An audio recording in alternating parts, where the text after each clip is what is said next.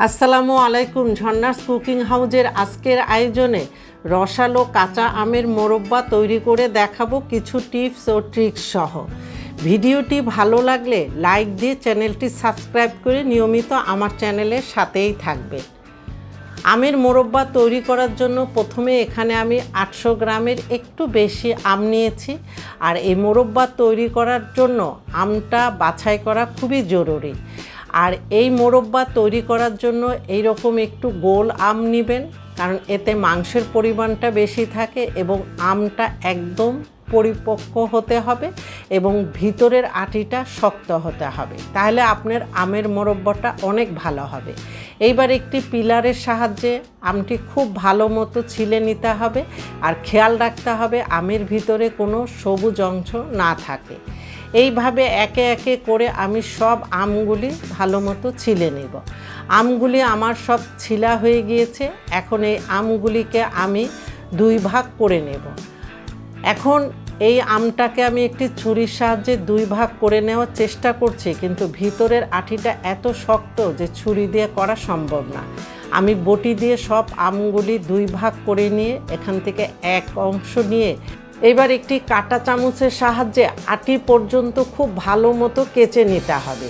এই কেচাটা কিন্তু খুবই ভালো করে করতে হবে, তা না হলে আমের ভিতরে শিরাটা ভালো মতো প্রবেশ করবে না।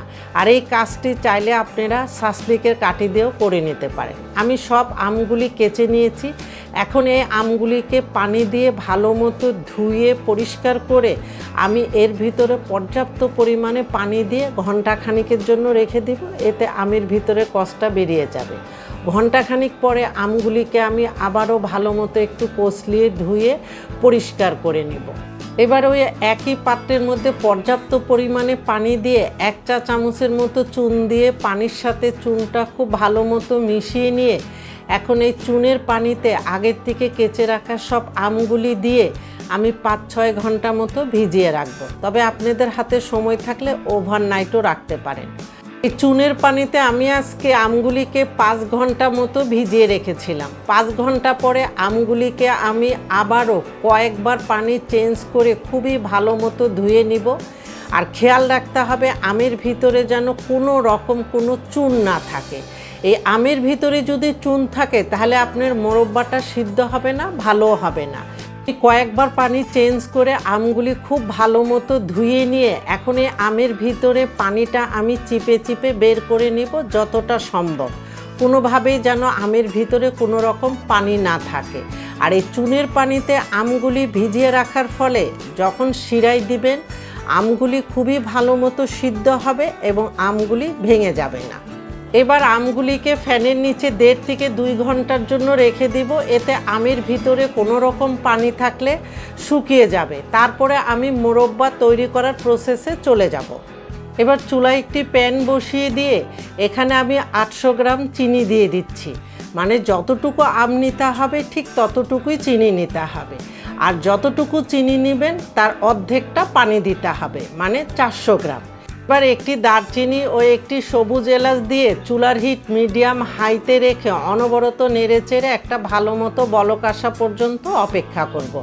আর এখানে যে কোনো একটিও দিতে পারেন, হয় দারচিনি অথবা এলাচ, তবে পরিমাণে বেশি দিবেন না, তাহলে আমের ফ্লেভারটা একদমই নষ্ট হয়ে যাবে। যখন এই রকম ভালো মতো একটা বলক চলে আসবে তখন এখানে একে একে করে সব আমগুলি দিয়ে দিচ্ছি। আর আমগুলিকে ঠিক এইভাবেই দিতে হবে, তাহলে শিরাটা আমের ভিতরে খুব ভালো মতো প্রবেশ করবে। আম দেওয়ার পরে চুলার হিট মিডিয়ামে রেখে ভালো মতো একটা বলক আসা পর্যন্ত আবারও অপেক্ষা করব। যখন আমে এইরকম একটা ভালো মতো বলক চলে আসবে এই পর্যায়ে চুলার হিট মিডিয়াম লোর মাঝামাঝি রেখে আমি 30 থেকে 35 মিনিটের মতো অপেক্ষা করব। আর মাঝে মাঝে একটু হালকা হাতে নেড়ে চেড়ে দিব, তাহলে আমগুলি সব সাইডে ভালো মতো সিদ্ধ হবে। এখন 30 মিনিট পরে আমের কালারটা অনেকটাই চেঞ্জ হয়ে এসছে। এখন আমি হালকা হাতে আমগুলিকে একটু উল্টিয়ে দিব।